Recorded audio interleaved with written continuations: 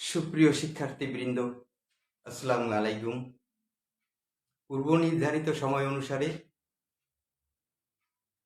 তোমরা যেখানে বসে আমার ফেসবুক লাইভ ক্লাস উপভোগ করছো তাদের সবাইকে সাদর সম্ভাষণ ও অভিনন্দন জানিয়ে ফেসবুক লাইভ ক্লাস শুরু করছি। আমি সৈয়দ জাহাঙ্গীর হোসেন, সিনিয়র শিক্ষক, সাদেকপুর মাধ্যমিক বিদ্যালয়, মেহেন্দিগঞ্জ, বরিশাল। সুপ্রিয় শিক্ষার্থীবৃন্দ, পূর্ব নির্ধারিত সময় অনুসারে এবং তোমাদেরকে বলে দেওয়া সময় অনুসারে আমি আজকে ক্লাস শুরু করছি। আজকে কথা ছিল, আমি নবম দশম শ্রেণীর বিজ্ঞান বইয়ের প্রথম অধ্যায় উন্নততর জীবনধারা নিয়ে আলোচনা করব। তোমাদের রুটিনেও আজকে অনলাইন ক্লাস নবম দশম শ্রেণীর বিজ্ঞান ক্লাস রয়েছে। সুপ্রিয় শিক্ষার্থীবৃন্দ, তাহলে চলো আজকে আমরা আমাদের মূল পাঠে চলে যাই। আমরা নবম দশম শ্রেণীর তোমাদের প্রথম যে অধ্যায়টি রয়েছে সে অধ্যায়ের নাম উন্নততর জীবনধারা। আমরা মানুষ, আমরা খাদ্য খেয়ে বেঁচে থাকি। এই খাদ্য থেকে শুরু করে আমাদের দৈনন্দিন জীবন প্রণালী, আমাদের প্রাকৃতিক নিয়ম, আমাদের কৃত্রিম নিয়ম, আমাদের সামাজিক অবস্থান, সব কিছু, সামাজিক কর্মকাণ্ড, আমাদের অভ্যাস, সব কিছুরই কিছু না কিছু আলোচনায় চ্যাপ্টারে হয়েছে। আমি আজ এই চ্যাপ্টারের পার্ট 1.1 থেকে 1.2 নিয়ে আলোচনা করব। সেখানে রয়েছে প্রথমেই যে খাদ্য ও পুষ্টি। খাদ্য ছাড়া আমরা বাঁচতে পারি না। দেহের বৃদ্ধি বিকাশ, দেহের টিস্যুগুলোর ক্ষতিপূরণ কিংবা শক্তি উৎপাদন, এ ধরনের কাজের জন্য খাদ্যের প্রয়োজন। এটা সকলেই বুঝতে পারে, তোমরাও বুঝতে পারো অবশ্যই, যে আমাদের দেহের বৃদ্ধি, ক্ষয়পূরণ, বৃদ্ধি সাধন, তাপশক্তি উৎপাদন ইত্যাদির জন্য অবশ্যই আমাদের খাদ্যের প্রয়োজন। আমাদের স্বাস্থ্য বহুলাংশে নির্ভর করে খাদ্যের গুণগত মানের উপর। আমরা কি কি খাদ্য খেলাম সেই মানের উপর নির্ভর করবে আমাদের শরীর স্বাস্থ্য, রোগ ব্যাধি কম বেশি হওয়া। খাদ্য আমাদের চেহারা, কাজকর্ম ও জীবন মানের পার্থক্য ঘটাতে পারে। এই খাদ্যই আমাদের চেহারা, কাজকর্ম এবং জীবন মানের পার্থক্য ঘটাতে পারে। তোমরা দেখবে, যখন তুমি দুপুর গড়িয়ে বিকাল হয়ে যাবে, সকালে নাস্তার পর আর কিছু খাবে না, তখন তোমার মা বাবা বলবে যে তোর মুখটা শুকনো শুকনো লাগছে, তুই মনে হয় দুপুরে কিছু খাওনি। এখানে যে কথা বলা আছে যে আমাদের জীবন মান, শরীর স্বাস্থ্যের উপরও খাদ্যের প্রভাব বিস্তার করে। আমরা দীর্ঘক্ষণ না খেয়ে থাকলে আমাদের মুখ দেখেই বোঝা যায় যে আমি না খেয়ে আছি। আর প্রত্যেকটি খাদ্যই এক ধরনের জটিল রাসায়নিক যৌগ। প্রত্যেকটি খাদ্য আমরা যাই খেয়ে থাকি, প্রত্যেকটি খাদ্যই এক ধরনের জটিল রাসায়নিক যৌগ। এই জটিল খাদ্যগুলো বিভিন্ন উৎসেচকের মাধ্যমে আমাদের পরিপাকতন্ত্রের বিভিন্ন অঙ্গে, বিভিন্ন অংশে ভেঙে সরল খাদ্যে পরিণত হয়। এই প্রক্রিয়াকেই পরিপাক বলে। অর্থাৎ আমরা যে খাবার খাই, খেয়ে থাকি দৈনন্দিন, সেই খাবারটা একটা জটিল রাসায়নিক যৌগ। তোমরা দেখবে যে আমরা একবার খেতে বসলে তেল ঝাল খেয়ে থাকি, মশলা খেয়ে থাকি, খনিজ লবণ খেয়ে থাকি, বিভিন্ন ধরনের খাবার খেয়ে থাকি। একই সাথে একই বেলায় তেতো খাবার, মিষ্টি খাবার, ঝাল খাবার খেয়ে থাকি। 10 মিনিটের মধ্যে আমাদের পেটে আমরা এই খাবারগুলো পৌঁছে দেই। একই সাথে নিশ্চয়ই একটা জটিল প্রক্রিয়া, যে প্রক্রিয়ায় খাদ্য ভেঙে জারিত হয়ে খাদ্যের সার অংশ আমাদের শরীর গঠনে চলে যায় এবং অপাচ্য অংশ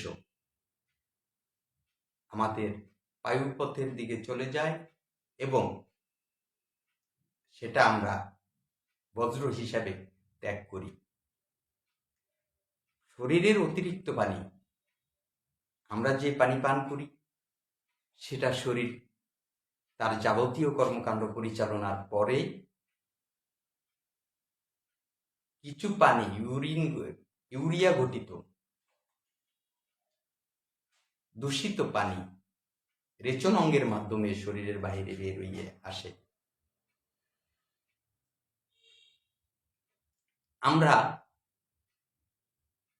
এই যে পরিপাক হওয়া খাদ্য শোষিত হয়ে দেহকোষের প্রোটোপ্লাজমে সংযোজিত হয়, পরিপাক হওয়া খাদ্য পরিশোষিত হয়ে কোষের প্রোটোপ্লাজমে সংযোজিত হয়। এই প্রক্রিয়াকে আমরা এই প্রক্রিয়ার সম্পূর্ণ প্রক্রিয়াটাকেই আমরা পরিপাক বলে থাকি। এবং পরিপাক হওয়া খাদ্য যে শোষিত হয় এবং কোষের প্রোটোপ্লাজমে সংযোজিত হয়ে থাকে, এটার আবার একটা ভিন্ন নাম আছে। একে আমরা আত্তীকরণ বলে থাকি। আত্তীকরণ হয়, যে কথাটা আমি আগে বলেছিলাম, যে খাদ্যের সার অংশ আমাদের দেহ গঠনে চলে যায় আর অপাচ্য অংশ আমাদের দেহের বাইরে বিভিন্ন অঙ্গের মাধ্যমে বেরিয়ে যায়। সেই প্রক্রিয়াটাই হলো আত্তীকরণ। পরিপাকের পর অপাচ্য খাদ্য বিশেষ প্রক্রিয়ায় দেহ থেকে নির্গত হয়, তা আমরা সকলেই জানি এবং আমিও ইতিমধ্যে তোমাদের সাথে বিষয়টি নিয়ে আলোচনা করেছি। আমরা খাদ্য বলতে কি বুঝি? আমরা তো বিভিন্ন প্রকারের খাদ্য খেয়ে থাকি। খাদ্য আমাদের সাথে জন্মের পর থেকে পরিচিত একটি নাম, কিন্তু আমাদেরকে যদি বলা হয় যে খাদ্য কাহাকে বলে, তখন সাজিয়ে গুছিয়ে বলার জন্য বা খাদ্যের বৈশিষ্ট্যের উপর, খাদ্যের কার্যের উপর খাদ্যেরও একটা সংজ্ঞা রয়েছে। সংজ্ঞাটা কি? সংজ্ঞাটা হলো, যা খেলে শরীরের বৃদ্ধি, ক্ষয়পূরণ, দেহ গঠন, রোগ প্রতিরোধ ক্ষমতা জন্মে, তাই খাদ্য। আমি আবার বলছি, যা খেলে শরীরের ক্ষয়পূরণ, বৃদ্ধি সাধন, তাপ উৎপাদন, শরীর গঠন, রোগ প্রতিরোধ ক্ষমতা জন্মে, তাকেই খাদ্য বলে। সুপ্রিয় শিক্ষার্থীবৃন্দ, তোমরা অবশ্যই এই খাদ্যর সংজ্ঞাটি মনে রাখবে। তাহলেই তুমি খাদ্যের পার্থক্য করতে পারবে। তাহলে কোন খাদ্য তোমার খাওয়া উচিত, কোন খাদ্য কখন খাওয়া উচিত, কোন খাদ্যে কি পরিমাণ ভিটামিন, কোন খাদ্য খেলে আমাদের শরীর মন সুস্থ থাকবে। সব খাদ্যই কিন্তু আমরা অনেক খাদ্যকেই খাদ্য বলে থাকি, পানীয় বলে থাকি। সব কিন্তু আমার শরীরের জন্য উপযোগী নয়। সেজন্যই খাদ্যের সংজ্ঞায় বলা ছিল, যা খেলে শরীরের গঠন, ক্ষয়পূরণ, বৃদ্ধি সাধন, রোগ প্রতিরোধ ক্ষমতা জন্মে, তাই খাদ্য। এখন তুমি যদি পচাবাসি খাবার খাও, তুমি যদি মদ্যপান করো, তুমি যদি ধূমপান করো, তাহলে সেগুলো তো আর খাদ্য হতে পারে না। কারণ খাদ্যের সংজ্ঞায় সেগুলো পড়ে না। এই খাদ্যেরও বিভিন্ন প্রকারভেদ রয়েছে। তাহলে খাদ্যের প্রকারভেদের আগে আমরা খাদ্যের পুষ্টি সম্বন্ধে একটু জেনে নেই। এই খাদ্যের ভিতরেই তো পুষ্টি রয়েছে। আমাদের আর কোনো কর্মকাণ্ড যাই বলো, তার ভিতরে আমার শরীরের জন্য কোনো পুষ্টি নেই। আমার পুষ্টি রয়েছে এই খাদ্যের মধ্যেই। তাহলে পুষ্টি কি? আমাকে জানতে হবে যে পুষ্টি কি। পুষ্টি হলো পরিবেশ থেকে প্রয়োজনীয় খাদ্যবস্তু আহরণ করে, পরিবেশ থেকে প্রয়োজনীয় খাদ্যবস্তু আহরণ করে পরিপাক ও শোষণ এবং আত্তীকরণ দ্বারা দেহের শক্তির চাহিদা পূরণ, ক্ষয়পূরণ, বৃদ্ধি সাধন এবং রোগ প্রতিরোধ ক্ষমতার জন্মে এইরকম যদি হয়, তখনই আমাদের শরীরে পুষ্টি সংগঠিত হয়, অর্থাৎ পুষ্টি হয়, পুষ্টি ব্যাপারটা সংগঠিত হয়। পুষ্টি হলো পরিবেশ থেকে আহরিত খাদ্য, যা পরিপাক, পরিশোষণ ও আত্তীকরণের দ্বারা দেহের শক্তির চাহিদা, রোগ প্রতিরোধ, ক্ষয়পূরণ ইত্যাদি ঘটে থাকে। পুষ্টির ইংরেজি শব্দ নিউট্রিশন। পুষ্টির ইংরেজি শব্দ নিউট্রিশন। আমরা ইতিপূর্বে আমি কিন্তু খাদ্যের কাজ একাধিকবার তোমাদেরকে বলেছি। খাদ্য আমাদের কি কাজ করে, আমি তোমাদের সুবিধার্থে, তোমাদের বোধগম্য হওয়ার জন্য আবারও বলছি।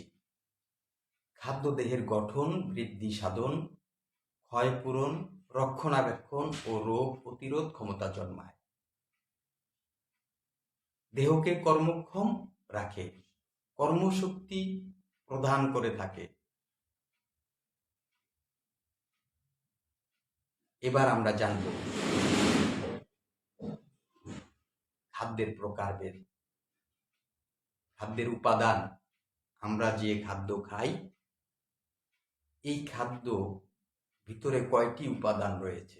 আমরা তো বিভিন্ন খাদ্য খেয়ে থাকি, হরেক রকম খাদ্য খেয়ে থাকি।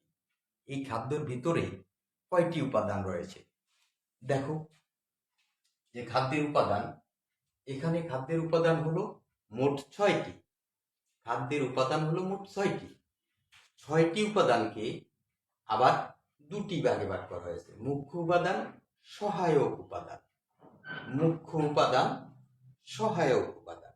খাদ্যের উপাদানকে দুইটি ভাগে ভাগ করা হয়েছে: মুখ্য উপাদান এবং সহায়ক উপাদান। তোমরা মুখ্য উপাদানটা কি? মুখ্য উপাদানটা হলো যে খাদ্যটা খেলে, যে খাদ্যটা না হলে আমাদের একবারই চলে না, যে খাদ্যটা আমাদের শরীরের যে কাজ, খাদ্যের 6টি উপাদান আমাদের শরীরের যে কাজ করে থাকে, তার সিংহভাগ কাজ যে খাদ্যের দ্বারা হয়ে থাকে তা হলো খাদ্যের মুখ্য উপাদান, অর্থাৎ শর্করা, আমিষ, স্নেহ। শর্করা, আমিষ, স্নেহ। সহায়ক উপাদানের মধ্যে রয়েছে ভিটামিন, খনিজ লবণ, পানি। ভিটামিন, খনিজ লবণ, পানি। সুপ্রিয় শিক্ষার্থীবৃন্দ, তোমরা খাদ্যের এই 6টি উপাদান অবশ্যই জেনে রাখবে। দৈনন্দিন জীবনে তোমার এই খাদ্যর 6টি উপাদান জানা একান্ত প্রয়োজন। মুখ্য উপাদান 3টি, সহায়ক উপাদান 3টি, তাহলে মোট খাদ্যের উপাদান 6টি। এই 6টি খাদ্যের উপাদান এর মধ্যে প্রথমেই আমরা দেখতে পাচ্ছি শর্করা। প্রথমে আমরা কি দেখতে পাচ্ছি? শর্করা। তাহলে শর্করা আবার কি কি নিয়ে গঠিত? শর্করা হলো কার্বন, হাইড্রোজেন এবং অক্সিজেন নিয়ে গঠিত। কার্বন, হাইড্রোজেন, অক্সিজেন নিয়ে শর্করা গঠিত। মনে রাখবা যে শর্করা যে খাবার সেটা কার্বন, হাইড্রোজেন এবং অক্সিজেন নিয়ে গঠিত, অক্সিজেন দ্বারা গঠিত। তাহলে শর্করার ভিতরে কি কি আছে? শর্করার ভিতরে আমরা খাদ্যের কি কি পেয়ে থাকি? শর্করার ভিতরে দেখো স্টার্চ, উদ্ভিদ, আবার শর্করার ভিতরে কিন্তু আমরা প্রাণী থেকেও শর্করা পেয়ে থাকি, উদ্ভিদ থেকেও পেয়ে থাকি, প্রাণী থেকেও পেয়ে থাকি। উদ্ভিদ থেকে আমরা যে শর্করা পেয়ে থাকি সেই শর্করার মধ্যে রয়েছে, যেমন ধরো সেই শর্করাগুলোর মধ্যে আমরা যা যা পেয়ে থাকি তা হলো starch, glucose, fructose, sucrose, cellulose. এগুলা আমরা উদ্ভিজ্জ শর্করা, এগুলাকে বলা হয় উদ্ভিজ্জ শর্করা। অর্থাৎ উদ্ভিদ থেকে আমরা যে শর্করাগুলো পেয়ে থাকি সেই শর্করাগুলো হলো উদ্ভিজ্জ শর্করা। যেমন ধরো এখানে স্টার্চ, ধান, গম, ভুট্টা, অর্থাৎ দানা জাতীয় যে খাবারগুলা রয়েছে সেই খাবারগুলার থেকে আমরা স্টার্চ জাতীয় খাবার,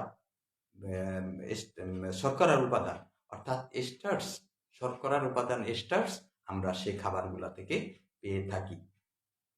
এরপরে রয়েছে গ্লুকোজ। গ্লুকোজ চিনির থেকে একটু মিষ্টি কম। গ্লুকোজটা হলো চিনির থেকে একটু মিষ্টি কম।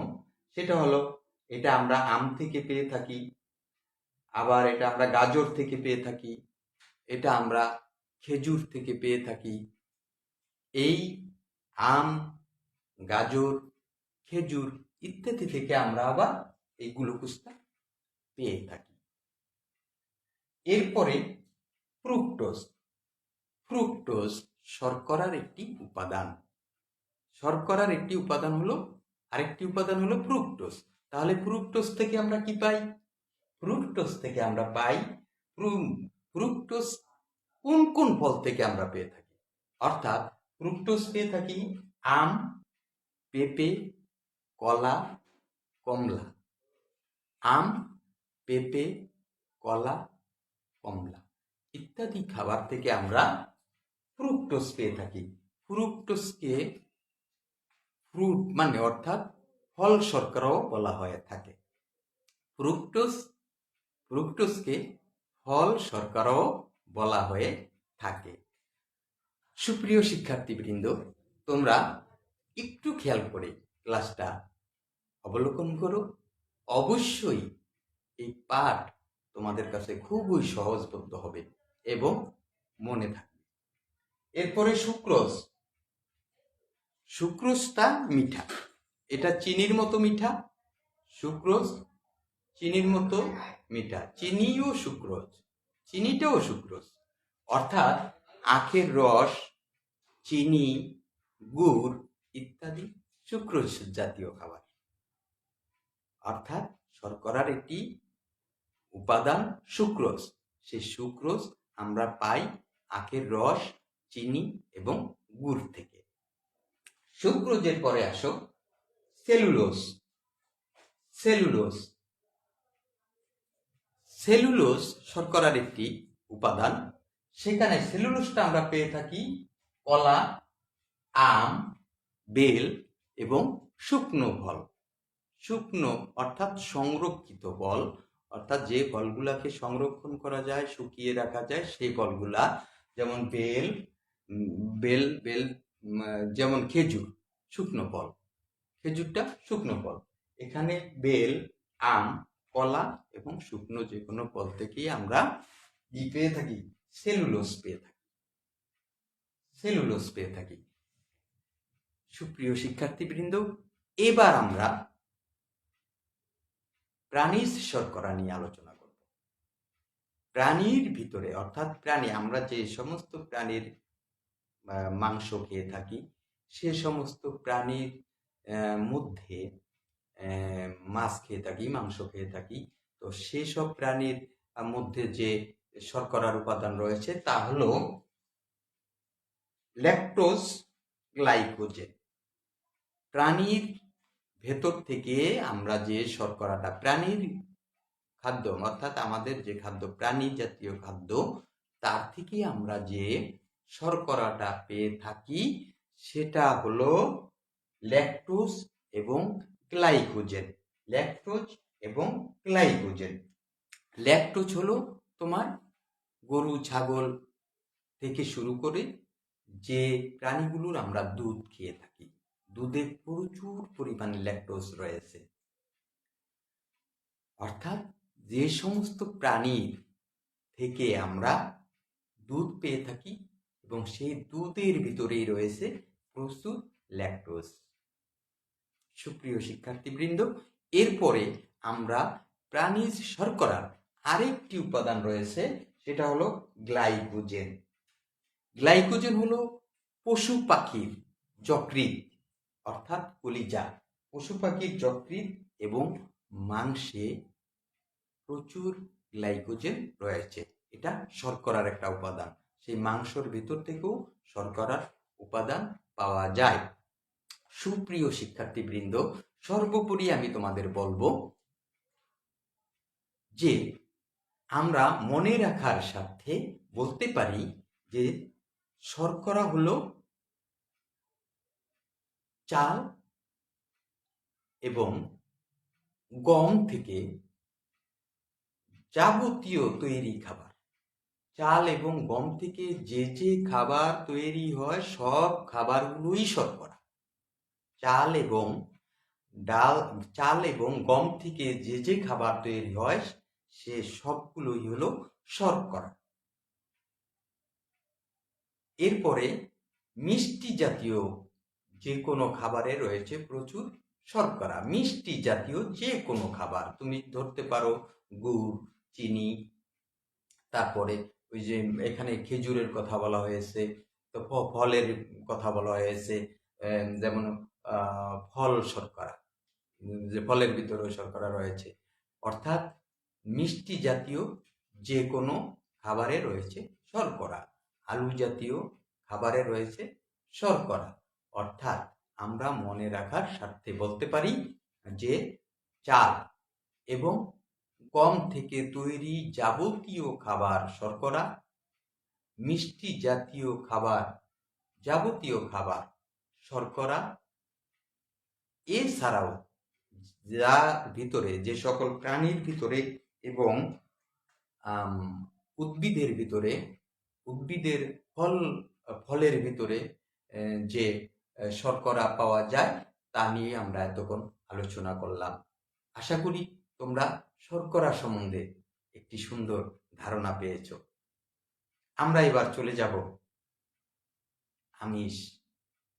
আমরা এবার আমিষে চলে যাব, যাকে আমরা ইংরেজিতে প্রোটিন বলে থাকি এবং আমাদের সমাজে প্রচলিত আছে আমিষ এবং নিরামিষ। আমিষ এবং নিরামিষ দুটো কথা প্রচলিত আছে। অর্থাৎ যে খাবারের সাথে মাছ, মাংস, দুধ, ডিম থাকবে না মাছ মাংস দুধ ডিম থাকবে না, সেটা নিরামিষ।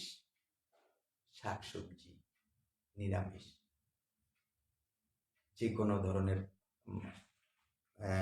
ভর্তা, অনেক ভর্তা রয়েছে যেটা নিরামিষ, তবে তার বেশি বহুল প্রচলিত সেটা হলো শাকসবজি তরি তরকারি, এটা নিরামিষ। অর্থাৎ মাছ মাংস দুধ ডিম না খেলে অন্য যা খেয়ে আমি 2-4 দিন জীবন ধারণ করে থাকি সেই খাবারটাই হলো নিরামিষ। আর যে খাবারের ভিতরে আমিষ আছে সেটা তো আমিষ। আমিষ না হলে আমাদের একদিনও চলে না। আমাদের দেশে হিন্দু জনগোষ্ঠী তাদের ধর্মীয় আচার ও রীতি অনুসারে নিরামিষভোজী হয়ে থাকে, কিন্তু যারা মুসলিম আছে তারা তাদের আমিষ না হলে যেন ও দিনটি আর চলে না। তাহলে আমরা এই কথার ভিতরেই জানলাম যে কোন কোন খাদ্যে আমিষ রয়েছে। আমিষের রাসায়নিক গঠন রয়েছে। আমিষ কার্বন, হাইড্রোজেন, অক্সিজেন, নাইট্রোজেন দ্বারা গঠিত। আমিষ রাসায়নিকভাবে কার্বন, হাইড্রোজেন, অক্সিজেন এবং নাইট্রোজেনের সমন্বয়ে তৈরি। আমিষ পরিপাক হয়ে অ্যামাইনো অ্যাসিডে পরিণত হয়। আমিষ আমাদের শরীরে পরিশোষিত হয়ে অ্যামাইনো অ্যাসিডে পরিণত হয়। আমাদের শরীরে 20টি অ্যামাইনো অ্যাসিড, প্রয়োজনীয় 20টি অ্যামাইনো অ্যাসিড রয়েছে। আমাদের শরীরে 20টি অ্যামাইনো অ্যাসিড রয়েছে। এ সমস্ত প্রশ্ন উত্তর তুমি যদি মনোযোগ সহকারে শোনো তাহলে তোমার নৈর্ব্যক্তিকে এরকম আসতে পারে যে মানুষের শরীরে কয়টি অ্যামাইনো অ্যাসিড রয়েছে। আজকের আলোচনা যদি তুমি শুনে থাকো তাহলে তুমি এটার উত্তর অবশ্যই পারবে। এই চ্যাপ্টারটা যদি তুমি রিডিং পড়ে থাকো তাহলে অবশ্যই উত্তরটা পারবে। সাথে সাথে জ্ঞানমূলক অনুধাবন, প্রয়োগ, উচ্চতর চিন্তন দক্ষতা, প্রশ্নগুলোর উত্তর তুমি খুব সহজেই দিতে পারবে। তবে বেশি বেশি তোমাকে রিডিং পড়তে হবে, ওই চ্যাপ্টারটা আয়ত্তে আনতে হবে, চ্যাপ্টারটা সম্বন্ধে জানতে হবে, চ্যাপ্টারটার বিষয়বস্তু জানতে হবে। একটি কথা মনে রাখবে, এই পাঠে আমরা যা শিখব, তোমাদের শিখনফল, পাঠের প্রথমেই শিখনফল দেওয়া আছে। সেই শিখনফল অনুসারে ওই পাঠ থেকে তোমাকে কতটুকু শিক্ষা অর্জন করতে হবে তা ওই শিখনফলে দেয়া আছে। শিখনফলটা আগে পড়ে নিবে। তোমার যে কোনো পরীক্ষার প্রশ্ন ওই শিখনফলের বাইরে হতে পারবে না, এরকম একটি শর্ত রয়েছে। সুতরাং শিখনফলটা তোমার জন্য অতীব গুরুত্বপূর্ণ। সুপ্রিয় শিক্ষার্থীবৃন্দ, আমরা আমিষ সম্বন্ধে জানলাম আর শর্করা সম্বন্ধে জানলাম। শর্করা এবং আমিষ দুটো খাবারের 6টি উপাদানের মধ্যে আমরা দুটো উপাদান নিয়ে আলোচনা করেছি। এরপরে আমাদের রয়েছে যে এই যে আমরা খাবার খাই, খাবারের কি কোনো, এই যে খাবারের শক্তি উৎপাদন হয়, শক্তি উৎপন্ন হয়, এই শক্তির কোনো একক রয়েছে কিনা। এই শক্তির এককও রয়েছে। এই শক্তির একক হলো ক্যালোরি। আমাদের যে খাবার খেলে যে শক্তি উৎপন্ন হয় সেই শক্তির একক হলো ক্যালোরি। অবশ্যই মনে রাখবে, খাবারের যে শক্তি সেই শক্তির একক ক্যালোরি। অর্থাৎ 1 গ্রাম খাদ্য জারণের ফলে যে পরিমাণ তাপ শক্তি উৎপন্ন হয় তাকে খাদ্যের ক্যালোরি বলে। 1 গ্রাম তুমি যে খাবার খেলে সেই খাবারের 1 গ্রাম খাদ্য জারিত হয়ে 1 গ্রাম খাদ্য জারিত হয়ে যে পরিমাণ তাপ শক্তি উৎপন্ন হয় তা কি বলে? ক্যালোরি। মানুষ ভেদে এই ক্যালোরির আবার তারতম্য রয়েছে, যে তোমার কি পরিমাণ ক্যালোরির প্রয়োজন, আমার কি পরিমাণ ক্যালোরির প্রয়োজন। অর্থাৎ একজন পূর্ণবয়স্ক পুরুষের জন্য 2500 ক্যালোরি খাদ্যের প্রয়োজন প্রত্যেক দিন। অর্থাৎ প্রতিদিন একজন পূর্ণবয়স্ক মানুষের জন্য 2500 ক্যালোরি অর্থাৎ 2.5 কিলো ক্যালোরি খাদ্যের প্রয়োজন, এবং একজন পূর্ণবয়স্ক নারীর জন্য 2000 ক্যালোরি খাদ্যের প্রয়োজন। যদি সে নারী গর্ভবতী হয় তাহলে তার 2200 ক্যালোরি খাদ্যের শক্তিসম্পন্ন খাদ্যের প্রয়োজন হবে। সুপ্রিয় শিক্ষার্থীবৃন্দ, আমরা আজকে খাদ্য নিয়ে আলোচনা করতে গিয়ে খাদ্য কি, খাদ্য কিভাবে জারিত হয়, কিভাবে আত্তীকরণ হয়, খাদ্যের পুষ্টিগুণ, পুষ্টি কাকে বলে, খাদ্যের কাজ, খাদ্যের উপাদান, এবং 6টি উপাদানের মধ্যে 2টি উপাদান নিয়ে বিস্তারিত আলোচনা করলাম। আশা করব এই আলোচনার মাধ্যমে তোমরা এই চ্যাপ্টারের অন্তত খাদ্যের সম্বন্ধে অনেক কিছুই অবগত হয়েছ। এটাকে ধরে রাখার জন্য, আরো বোধগম্য করার জন্য তোমাকে অবশ্যই তোমার পাঠ্য বই পড়তে হবে। তুমি আমার ক্লাস উপভোগ করার পর পাঠ্য বই পড়ে নেবে। বর্তমানে বাংলাদেশে ওমিক্রন নামক ভাইরাসের দ্বারা করোনার 3য় ঢেউ চলছে। প্রতিদিন হাজার হাজার লোক আক্রান্ত হচ্ছে, আক্রান্তের সংখ্যা দিন দিন বাড়ছে, মৃত্যুর হারও বাড়ছে। সুতরাং পূর্বের মতো স্বাস্থ্যবিধি মেনে চলবে, মাস্ক পরিধান করে বাসা থেকে বের হবে, নিয়মিত টেবিলে বসবে, নিয়মিত তোমাদের অনলাইন ক্লাস দেখবে, অধ্যবসায় করবে এবং শরীরের প্রতি যত্ন নেবে। এই আশাবাদ ব্যক্ত করি আজ এখানেই আমার লাইভ ক্লাস শেষ করছি। আল্লাহ হাফেজ।